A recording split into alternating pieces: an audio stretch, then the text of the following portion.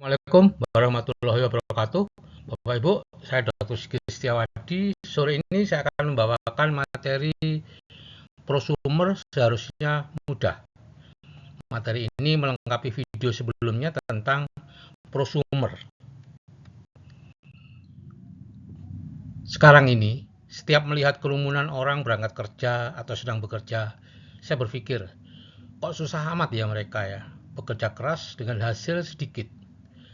Saya dulu juga bekerja keras sebagai dokter selama 25 tahun.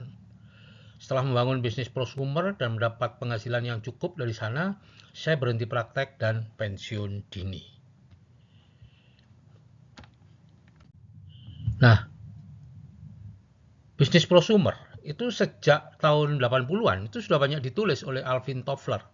Bahkan bisnis ini abad 21 akan mendominasi proses pemasaran. Di buku-buku Robert T. Kiyosaki tahun 2000-an juga banyak dibahas. Ya. Guide to Investing, Rich Dad Poor Dad, dan lain-lain. Dan ternyata ini terbukti benar. Konsep bisnis prosumer adalah sekelompok orang berkomitmen untuk memindahkan belanja kebutuhan sehari-hari dari berbagai toko ke toko mitra yang juga sekaligus produsen. 60% omset akan dikembalikan ke konsumen dan memberi penghasilan residual, yaitu penghasilan yang sifatnya terus-menerus ya sepanjang ada anggota yang membeli produk di toko itu. Ini merupakan manifestasi dari sistem perdagangan level 5, yaitu sistem perdagangan tercanggih. Ya, sebagaimana diketahui ya, ada 5 level perdagangan ya. 4 level sebelumnya itu menggunakan jalur distribusi seperti agen, distributor, pengecer, iklan gitu ya. Level pertama itu pedagangnya yang keliling, itu terjadi sejak beberapa abad lalu. Level 2 itu pedagangnya menetap.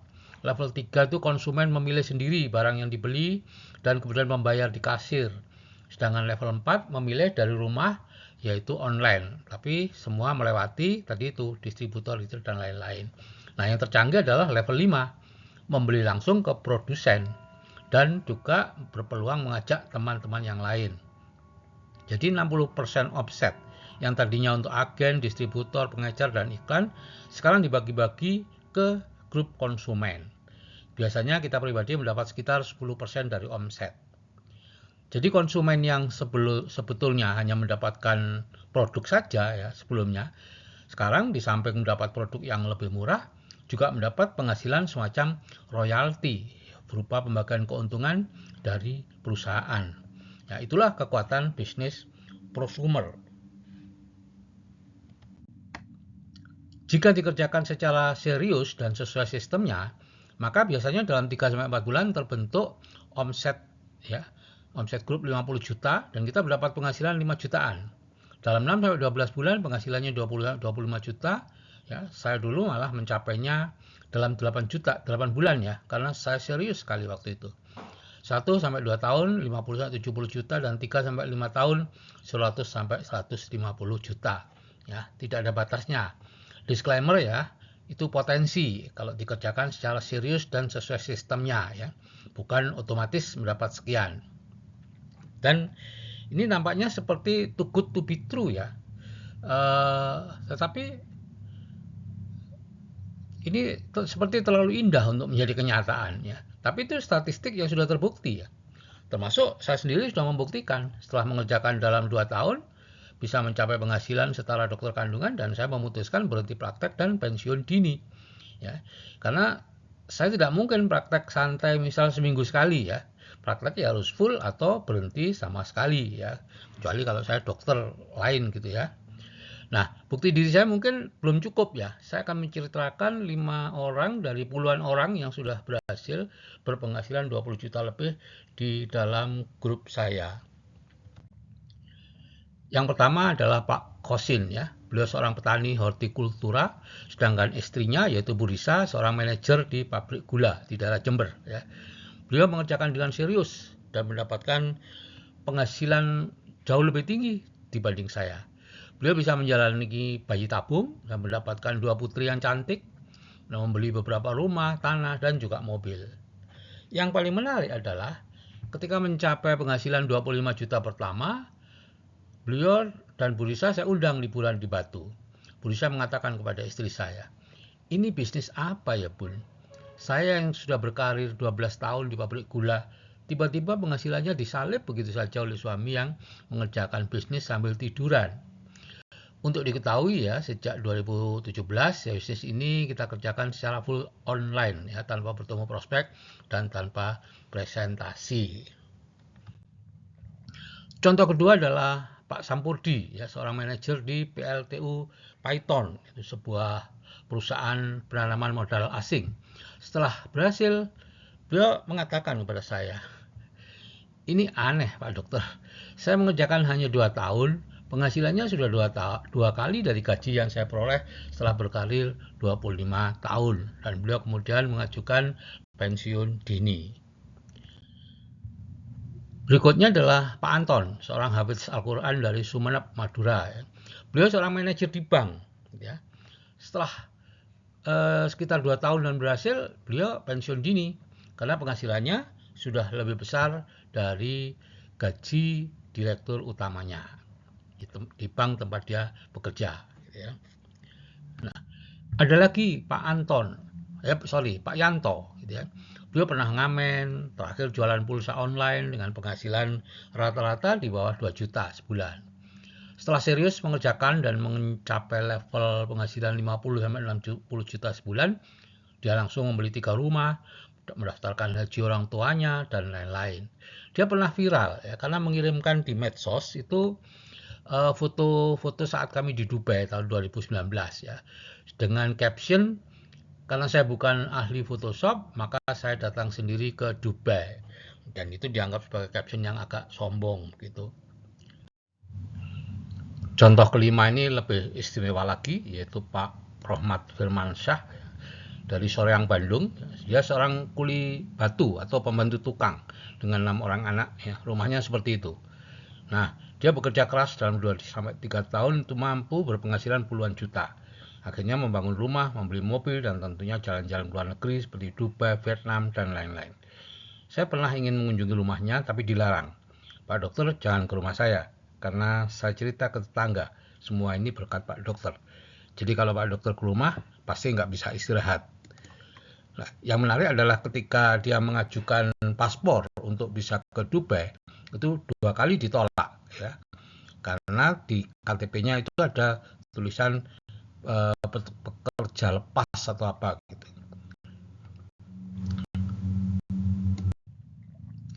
Jadi banyak yang berhasil Bapak Ibu, tetapi jauh lebih banyak yang menolak atau mengerjakan tidak serius dan kemudian tidak sesuai sistem dan akhirnya berhenti sebelum berhasil.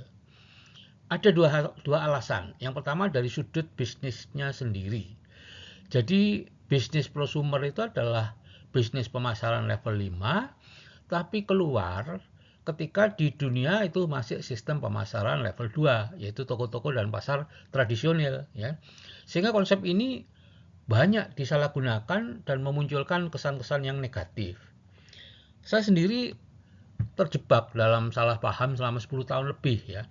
Jadi tahun 93 itu saya dinas di Rumah Sakit Pacitan, ada istri dari staf rumah sakit menawarkan sebuah sabun deterjen ajaib. Dia berbusa-busa promosi tentang keajaiban deterjen itu. Ya. Nah, setelah semua yang ditawarkan kami beli ya karena kasihan, dan dia mengatakan bahwa ini ada bisnisnya dan kemudian mengajak saya. Wow, saya pun merasa direndahkan Bapak Ibu, diajak bisnis jualan sabun door to door gitu ya. Produknya saya pakai karena memang bagus, tapi bisnisnya sangat saya benci. Dan kebencian itu tentu akhirnya menarik informasi-informasi negatif lain ke dalam diri saya ya, seperti skema ponzi, menguntungkan yang di atas, produknya mahal, barang sampah dijual selangit, yang semuanya itu sebetulnya salah gitu ya. Kemudian MLM berkedok investasi saat itu juga marak seperti Pomas, Kisar, dan semuanya itu tipu-tipu. Sehingga akhirnya kesannya jadi negatif. Nah, dalam buku Business School yang membahas bisnis prosumer ini, Robert T. Kiyosaki secara tersirat mensyaratkan 5 hal jika ingin bergabung dengan sebuah bisnis prosumer yang benar-benar prosumer. Yang pertama, bisnisnya legal. Kemudian usianya lebih dari 10 tahun, ada produk yang berkualitas, ada bimbingan, dan ada contoh-contoh orang yang sudah berhasil.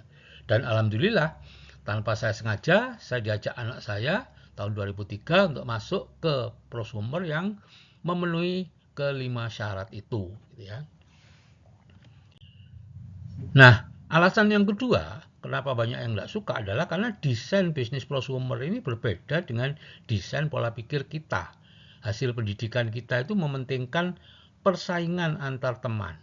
Tidak pernah kita diajari untuk bekerja sama, saling bantu, dan lain-lain. Sedangkan bisnis prosumer, gitu ya, itu kuncinya adalah kebersamaan, membantu orang lain, dan punya integritas. Jadi pendidikan kita yang persaingan itu justru lebih cocok untuk bisnis kapitalis dan liberalisme yang sifatnya individualistis, bersaing, dan berusaha memanfaatkan orang lain. Jadi di bisnis prosumer ini peperangan terbesarnya atau terkuatnya adalah peperangan melawan pola pikir kita sendiri. Nah, saya beruntung Bapak Ibu. Saya dimentori oleh Pak Ojat atau Pak Sujat Nika, gitu ya. Beliau berhasil mengubah pola pikir saya dari pola pikir pegawai menjadi pola pikir pengusaha. Melalui tentu seminar yang harus saya ikuti dan kaset-kaset yang harus saya dengar. Saya sendiri sekarang memiliki goal untuk bisa mencetak 300 pengusaha prosumer yang berpenghasilan minimal 20 juta sebulan. Anda yang pernah ke aula saya pasti melihat bahwa saya memasang 300 figura di sana untuk terus mengingatkan akan goal saya. Begin with the end in mind. Ya. Sudah puluhan orang yang berhasil dan 5 yang tadi saya sebut itu sudah saya bahas di depan, gitu ya.